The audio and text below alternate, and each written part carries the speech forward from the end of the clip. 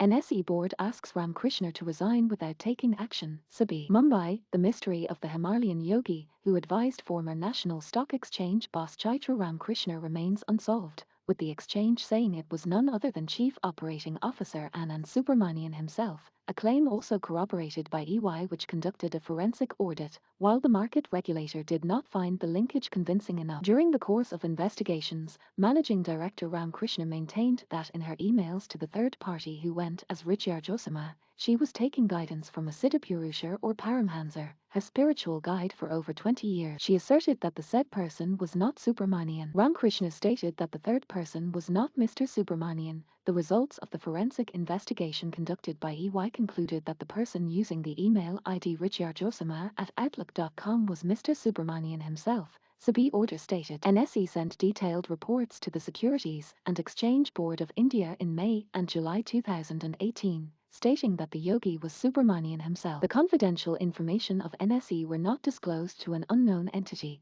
but to the group operating officer, who anyways had access to financial, operational, and HR-related information about NSE. Further, NSE confirmed that no damage to the market was caused in any manner due to such correspondence, and that Ms. Ramkrishna confirmed that the third party had not used confidential information for any personal or monetary gain. NSE also provided detailed responses to Sebi's questions framed in the 3rd of May 2018 letter, said Sebi in the order. Anand Subramanian, Sebi whole-time member, wrote in the order that the EY report, at best, reveals that the unknown person was also well known and in close proximity to Subramanian, but does not give a conclusive finding that Subramanian was in fact the unknown third person. I find that there is no conclusive evidence or finding from the EY report or the documents before me to prove that the unknown person who used the email ID rigyarjosama@outlook.com was in fact Noticino 6, said Sebi in the order. Saturday's Sebi order also came down heavily on the NSE board, which was aware that Ramkrishna was passing on confidential information to an unknown third party, but allowed her to resign instead of initiating action against her. Sebi said this was a failure of checks and balances at India's largest stock exchange, since at any company, the first level of check is the board, which failed to discharge this fundamental duty. Sebi's 190-page order found the exchange, Ramkrishna, former Chief Executive Ravi Narain, and others in violation of Sebi rules and levied monetary penalties on them. The irregularities pertain to the appointment of Anand Subramanian, Chief Operating Officer and advisor to Managing Director, who was brought in as a consultant and later promoted as Co. Ramkrishna and Subramanian have also been barred from associating with any exchange, depository or market intermediary for 3 years. Sebi also highlighted the glaring lack of governance in the leak of NSE's key financial information to a third person, and how the board did not flag the issue to the regulator. For any corporate entity, leak of confidential information is a severe misconduct. In a listed entity, leak of confidential price-sensitive information falls under insider trading. For an exchange, which is a first-line regulator, it assumes more gravity. An EY forensic audit submitted in July 2018 highlighted how confidential information, including those pertaining to NSE's 5-year financial projections,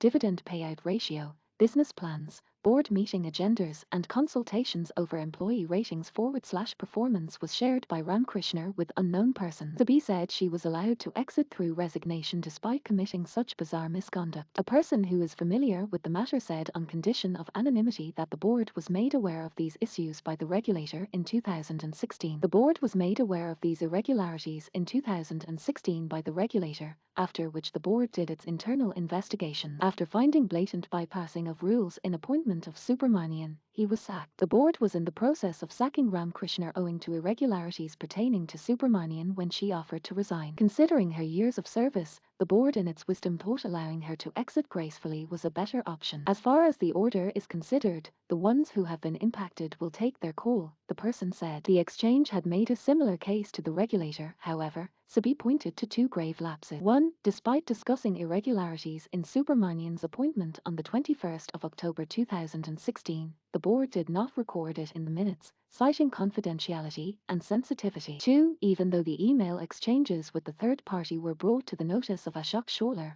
former chairman of NSE and chairman of Nomination and Remuneration Committee in November 2016, They were shared with the NSE board in a closed-door meeting, and in view of the confidential and sensitive nature of information, it was not recorded in the minutes either. It is apparent that NSE was trying to conceal the discussions relating to Subramanian that took place during the board meeting on the 21st of October 2016 in the presence of Ramkrishna, and also the discussions relating to the said exchange of emails, the Sebi order said. As per regulatory norms, public interest directors are required to identify important issues that may have significant impact on the functioning of exchanges, which may not be in the interest of market, and report it to the market's regulator. Independent directors on exchanges are called public interest directors. Whenever they see any major regulatory lapse in the functioning of the exchange, they have to report to Sebi, the order said, adding this did not happen in this case. By permitting Ramkrishna to merely resign, and by not taking any action against her,